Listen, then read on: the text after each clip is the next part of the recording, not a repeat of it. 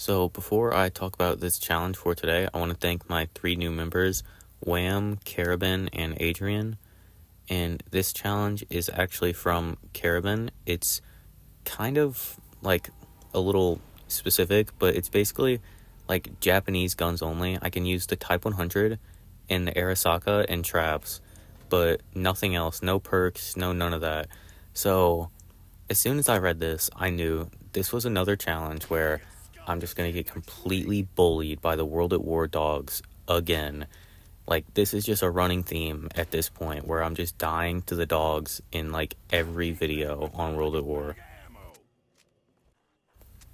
Walking into this challenge, obviously, I'm just gonna try and get the Type 100 as soon as possible because, I mean, I'm not using an Arasaka past like round 3 literally because, I mean, it's just a reskinned Car 98K. Everyone knows the Car 98K is pretty awful, and the Arasaka is basically the exact same thing, just reskinned. So I was basically just hoping to get the Type 100 as soon as possible and not have to use the Arasaka anymore. So the early rounds of this I figured would be not too hard because I can just Arasaka through the first like couple, get enough points to actually go get the Type 100 and then just camp with it. The only problem is the dogs, honestly. The dogs are just the main problem of like most like weird gun challenges on World at War because a lot of these guns are just awful at killing the dogs. Like, the dogs feel like they have so much health in this compared to every other game. But I got the Type 100, and I do like the Type 100. It is a pretty good gun, and it can kill the dogs for at least a little bit.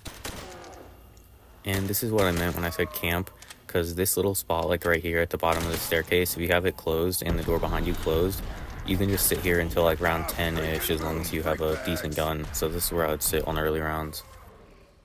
I even usually sit here through at least the first dog round because, I mean, it's pretty easy to get through the first one. It's once you get to like the second, third, and even fourth one that the dogs are really hard to kill with anything that's not a wonder weapon. And on round 8, I already had to go buy ammo since I was basically only using this thing because, I mean, I'm definitely not using the Arasaka at all.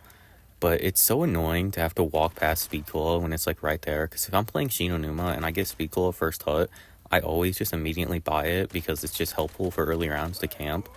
But I just can't buy any perks. Like, it's World at War with no perks is just like absolutely terrifying because if you get hit once, you're probably just gonna die. And then, as good as this game was going, on round 9, I messed up. I saw a headless zombie right here, and out of pure instinct, I just went to go and knife it, but you're not allowed to use a knife in this challenge, so I had to restart. So apparently my biggest enemy in this challenge wasn't actually the dogs for this first part. It was actually just me not, following the rules of the challenge. My next attempt didn't go so well as I died to the dogs on the first dog round and was just desperately trying to think of any sort of strategy I could use to get past them on this map. So the next game, I stood by my first strategy and just camped here for the first dog round because this actually makes it easy instead of me trying to sit in the hut for the other one. But yeah, the first dog round really isn't a problem as long as you're playing it smart and not just like standing in a tiny little area. But that second dog round is an absolute killer because they get stronger and I think there's more, so I couldn't really camp here and I had to just run back. But if you didn't know, if when a dog's about to try and hit you, you back up super quick and jump, they can usually miss their hits. So if you're able to time that right, you can kill them pretty easily, but you can also just get 3 hit by them super easily as well. So I finally made it to round 10, and that doesn't seem like that much of an achievement, but you guys have seen about 4 minutes of gameplay, but in actuality, this took like an hour of attempts to finally get past that second dog round. Not kidding. And round 13 dogs caught me way off guard because I thought my last ones were on round 10, but they're actually on round 9, so I just got caught way off guard and wasn't in the place that I wanted to be to actually go against them. But it started off going really well. But for some reason, I ran back into the building instead of staying out there where I had a lot more room. And then I just ran into a wall and got killed.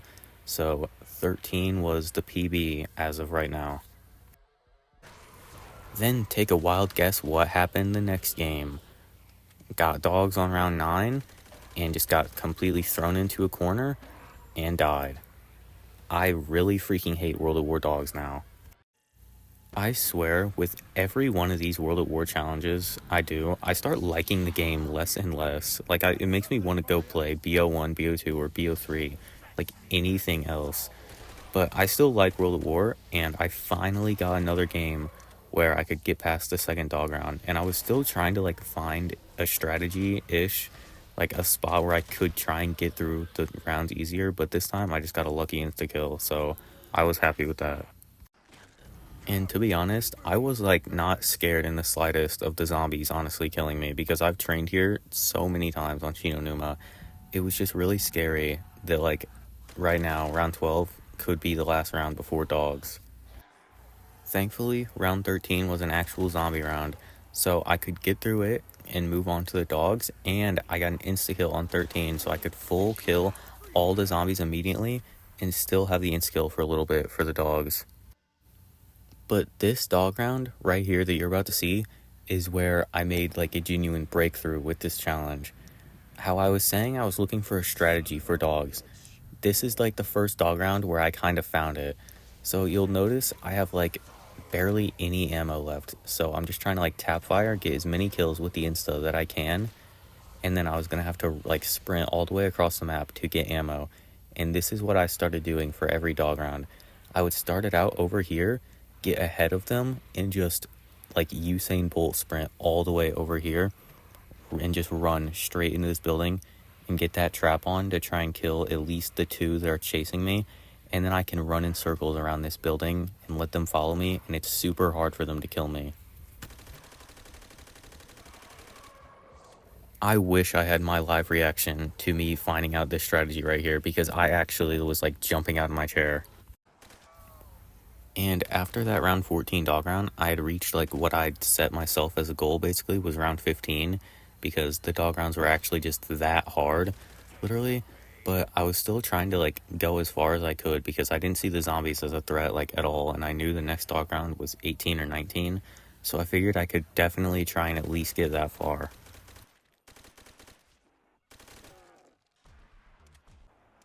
Then on round 17, while training around, I knew I needed to go buy ammo, but I also knew the next round could be a dog round. So I saw that nuke, so I was just going to pick it up and then sprint straight to the other hut for ammo because I was going to need it for the dog round so I didn't die. So I picked up the nuke and was going to run back, but I saw that some of them still hadn't died yet, and I thought they all did. But the nuke took about 3 to 5 business days to actually kill the zombies, so I ran straight into them and died. And while that was kind of my fault, because I played World at War a ton, I should have known that those zombies weren't all going to die so fast. I was actually like fighting the urge to throw my controller at the wall after that, because that was the one game where I finally got past the 3rd dog round, just to die to some zombies that were already dying from a nuke. And I was ready to just say, yeah, I'm done with it. That's the best round I'm going to get. So I took like a 10-minute break and then got back on and was just thinking, I'm going to give it like 1 or 2 more attempts. If I can't beat this round, then I don't care. And the very next attempt, this strategy right here proved that it can work, but you just got to be very careful, because I'm turning that trap on to kill those first 2, but after that, I'm kind of locked in here with the dogs. But to be realistically, they're locked in here with me because I was actually slaughtering them when they were in here, because it makes it hard for them to be able to catch up to me because I just run around that circle if they start hitting me. And after that, I was like so confident that I would just be able to get way farther, because I still was like, yeah, I'm not going to die to the zombies, you know, the threat is the dogs. And I found a strategy that can work some of the time, as long as I just make sure to be really careful and have really good movement. So right here, I had a full horde together, was insta-killing them, and then the latest zombie spawn of the year just was there behind me, apparently, and killed me. But because I was actually getting pretty decent at this dog strat, I just didn't let it get to me, and I just kept going and just tried to do it again.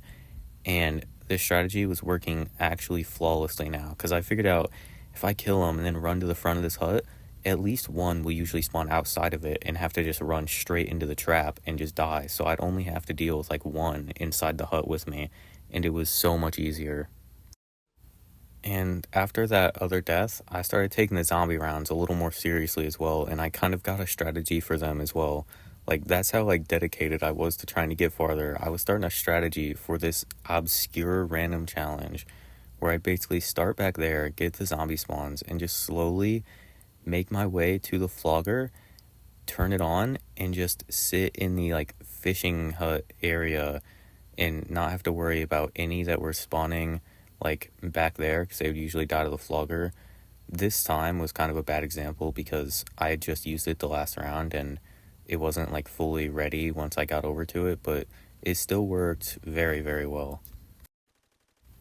And then at the end of round 13, I got an insta-kill. So I was hoping for round 14 dogs so I could insta-kill straight through it and then hopefully be able to play and at least beat round 17, because that death on round 17 was just tragic, honestly, and I definitely wanted to at least get past it, but I didn't get round 14 dogs, so I was going to have to play a normal dog round again. And once this round started, I knew if I could get past this, I was definitely getting past my PB and maybe even going to be able to make it to 20. So I'll just let this dog round play out and let you watch this, because this was actually like just crazy.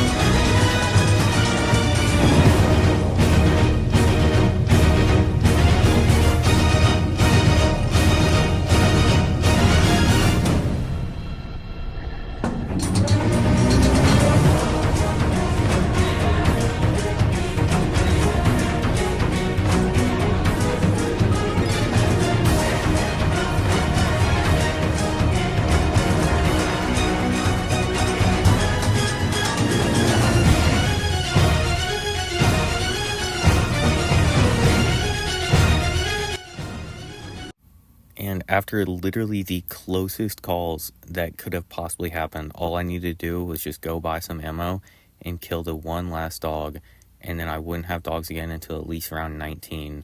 So a new record for this challenge was at least guaranteed now, basically, as long as I don't die to zombies. And then I hit round 17, and just because I decided to kill with the Arasaka since I hadn't really used it in a while and it was a part of this challenge, I actually got a new PB on this challenge. And then, unfortunately, on round 19, the dogs decided to show up instead of coming on round 20. So I had to, once again, fight for my life in this hut, basically.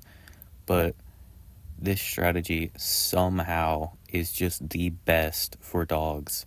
And it actually just works absolutely perfectly.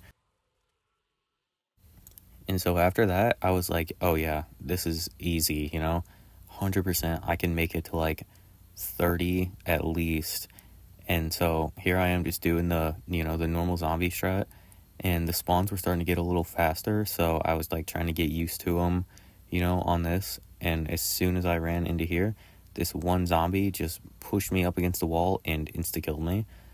So that was a very anticlimactic death to an otherwise amazing game. And after that, no matter what I tried, I just like couldn't seem to like replicate the perfection that game somehow was. Like, I would just like get hit by a dog just one too many times in that strat, or one would like spawn in an area and kind of push me like into the trap, literally. But yeah, I just like couldn't seem to get another really good game. So 22 is the best I could do for this. So thanks for watching, and please like and subscribe.